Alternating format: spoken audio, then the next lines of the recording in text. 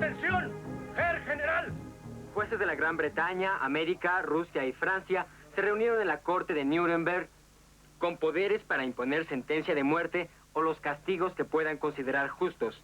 El tribunal está presente para juzgar a 20 dirigentes del partido nazi. El Tribunal Internacional Militar de Nuremberg declaró que toda la SS era una organización criminal. Esto ciertamente era un problema que también jugó un papel en los juicios nazis subsecuentes. Porque obviamente había oficiales y soldados de la SS que no eran criminales. Pero en este primer juicio tiene uno que, y yo sí entiendo a los jueces aliados, que dijeron, si la SS estuvo involucrada en un número tan increíble de crímenes, entonces este grupo entero es una organización criminal. Casi inmediatamente después de la guerra, soldados, marinos y pilotos alemanes fueron movilizados, pero los de la SS fueron detenidos en campos especiales. El más importante en cuanto concernía a los americanos era el campo modelo de Eikers en Dachau. Aquí los americanos reunieron a 32.000 hombres de la SS. Entre ellos estaba Sepp Dietrich, el más antiguo guardaespaldas de Hitler y fundador de la Guardia de Corps de Adolf Hitler. La policía alemana, responsable por llevar a cabo muchos de los crímenes atribuidos a la SS, fue puesta a trabajar manteniendo la ley y el orden en la destrozada Alemania. Pocos de estos policías fueron juzgados por crímenes de guerra. Además del juicio a los mayores criminales de guerra en Nuremberg, los británicos y americanos celebraron juicios al personal de campos de concentración, oficiales de la Gestapo y miembros de la Waffen-SS. Un total de 1.500 personas fueron juzgadas. 420 fueron sentenciadas a muerte y 29 absueltas. Las últimas ejecuciones tuvieron lugar en junio de 1951.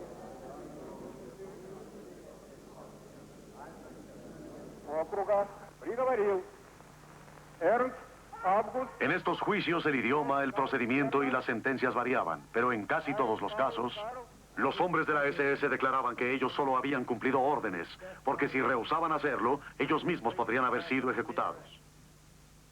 En nuestro departamento hemos examinado todos los casos conocidos en los cuales el acusado aseguraba haber actuado bajo órdenes y descubrimos que desde el juicio de Nuremberg en 1946 los abogados de la defensa han estado tratando de encontrar un solo caso en el cual se haya matado a alguien por rehusarse a llevar a cabo una orden ilegal. Otro caso que salió a relucir en el juicio de Treblinka se refiere a un escuadrón de acción, una unidad de la SS y de la policía que incluía reservistas que una mañana recibió órdenes de salir a matar mujeres y niños en una aldea cercana. En esta unidad se encontraba un policía de la reserva que había sido escribiente en Frankfurt y que había sido reclutado. Cuando este hombre escuchó la orden, dio un paso al frente y dijo, yo no meto las manos en esto, es un crimen, no voy a hacerlo. Este hombre fue reprendido y naturalmente despedido, pero no le ocurrió nada. No fue traído ante una corte de la policía de la SS y tampoco recibió ningún daño. Tenemos muchos otros casos similares y durante el juicio de Treblinka discutimos esta cuestión con antiguos jueces de la SS. ¿Por qué estas personas no fueron presentadas ante un tribunal de la SS y de la policía? La explicación es muy sencilla. Si esta gente hubiera sido presentada ante un tribunal de la SS o de la policía, se hubiera tenido que establecer cuál orden había sido desobedecida. ¿Qué clase de orden era? En un caso, podría haber sido la orden para el asesinato en masa de los judíos. En otro caso, el fusilar a mujeres y también a niños. Pero, puesto que ambas órdenes eran criminales y de acuerdo con el Código Penal Militar, párrafo 47, cláusula tercera, que era válido en esos días, un soldado no estaba obligado a llevar a cabo una orden criminal. Eso significa que este Código Penal Militar también era aplicable a la SS y a la policía. Que a su vez significa que cuando un hombre era presentado ante el tribunal tenía que verificar que la orden era criminal. y quien había dado la orden se hubiera encontrado una cadena de autoridad que terminaba justo y sencillamente con Hitler. Y eso, como comprenderán ustedes, no podía ser, ¿no les parece? La aseveración que la Waffen-SS y los campos de concentración no estaban comúnmente ligados es una verdadera mentira, misma que se presentó retrospectivamente por razones comprensibles. Tengo pruebas de esto, y no solo unos ejemplos. Hay que del comandante de Dachau, quien fue el responsable de establecer todo el sistema brutal del campo, fue muerto en el frente, mientras tenía el mando de una división de la SS en Rusia. El más notorio doctor en Auschwitz, el doctor Mengele, le sirvió como médico en el frente, hasta la primavera de 1943, cuando fue transferido a Auschwitz debido a una enfermedad o a una herida. No lo sé exactamente, y después ahí hizo sus espantosos experimentos. De los 19 acusados en los juicios de Auschwitz en Frankfurt, 11 era sabido que habían servido en el frente antes o después de Auschwitz. Y en otros casos, estuvieron en el frente antes y después de Auschwitz.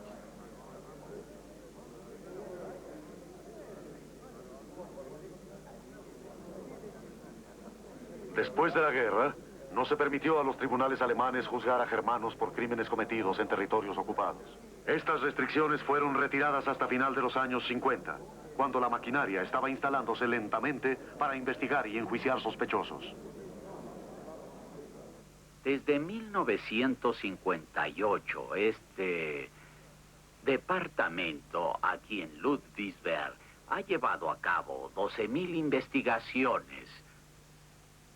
Y desde el final de la guerra, es decir, desde 1945, 6.500 personas también han sido sentenciadas por tribunales alemanes por crímenes nazis.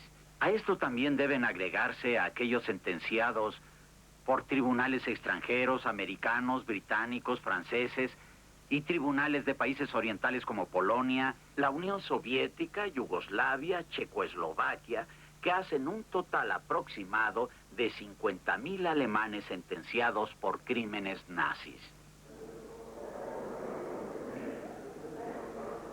30 años después del fin de la guerra, antiguo personal de la SS aún estaba siendo enjuiciado en Düsseldorf.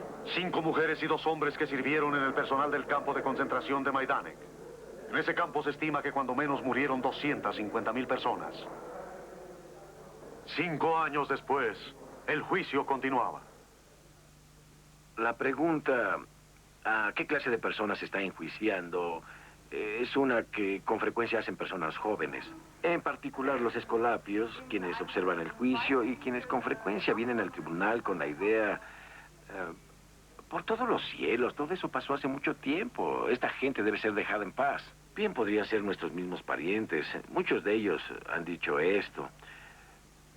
Pero cuando entran al tribunal y escuchan las declaraciones de los testigos, entienden que aunque estos hombres y mujeres tienen algo en común con sus abuelos en lo que se refiere a la edad, lo que estos hicieron es completamente diferente. Porque cuando estos hombres y mujeres cometieron estas acciones, y particularmente en el caso de Hildegard Leichhardt, quien asusaba a los perros contra las prisioneras embarazadas, las que eran sacrificadas y la criatura nonata arrancada de sus cuerpos y devorada. Cuando ellas cometieron esas acciones, no eran abuelas ancianas, eran mujeres sanas, jóvenes. Nadie las obligaba a usar perros contra las prisioneras, y a otros nadie los obligaba a ahogar prisioneros en la letrina. Estos eran sádicos. Pero hay otros acusados en Düsseldorf, por ejemplo, el antiguo comandante diputado de campo Hermann Hackmann, que se comportaba como un animal y asesinaba, por decirlo así, desde su escritorio en Majdanek. No sé si personalmente asesinaba desde su escritorio en Majdanek, pero las órdenes emanaban de él. Ahí está todo el espectro, desde el asesinato intelectual desde el escritorio hasta los sádicos, y todos ellos están en el banquillo en Düsseldorf. Hay una cosa que debe decirse. En mi opinión, cualquiera que intente conservar viva la tradición de la SS debe ser considerado como un peligro. La tradición de la SS fue una tradición asesina. La obediencia ciega a un dirigente que daba las órdenes que resultaban en la clase de acciones cometidas en Auschwitz era una clase de obediencia francamente corrupta. Y cualquiera que desee glorificar esto hoy en día, cualquiera que desee revivir organizaciones de antiguos miembros de la SS, y aún involucrando a gente joven, yo opino que deliberadamente se comporta en una forma peligrosa. Debe resistirse a estas personas y, sobre todo, la SS debe ser resistida por aquellos de nosotros que sabemos los crímenes que cometieron. Inquietud más que justificada, la de este testigo, que dice que las SS deben ser resistidas, aún hoy en día, por todos aquellos, decía él, que supimos los crímenes que cometieron. Y habló de la obediencia corrupta, de una tradición asesina. Hay dos puntos que me quedaron de este último bloque como dignos de ser subrayados, repetidos. Uno es el temor ya señalado por estos jóvenes estudiantes que asisten a los juicios y que dicen, pero si son unos viejitos, ¿no? O esto sucedió hace muchísimos años, no habíamos nacido. Otro siglo casi. Cuidado. Por supuesto que no se debe confundir la memoria con el rencor, con el deseo de venganza a ultranza, pero sí la memoria debe existir. Este tipo de documento, este tipo de memoria, debe ser repetido constantemente. No para buscar el castigo, fundamentalmente, sino para mantener alerta la vigilancia. Que no vuelva a ocurrir, que no nos ocurra. Creo que ese es el mensaje fundamental de este tipo de programas. Y otro punto que quiero destacar es precisamente aquel hombre, aquel ejemplo que se mencionó, aquel hombre que dijo, no, yo no participo en esto, yo no quiero asesinar. ¿Y qué le sucedió? Nada. No fue juzgado en ese momento por la autoridad, por quienes le ordenaban matar. ¿Por qué? Bueno, porque si lo hubieran juzgado, hubieran revelado su orden asesina. Así de simple. Creo que es una buena lección de historia. Hasta dentro de 7 días, con otro tema. Lo presentaré con muchísimo gusto. Chao, gracias.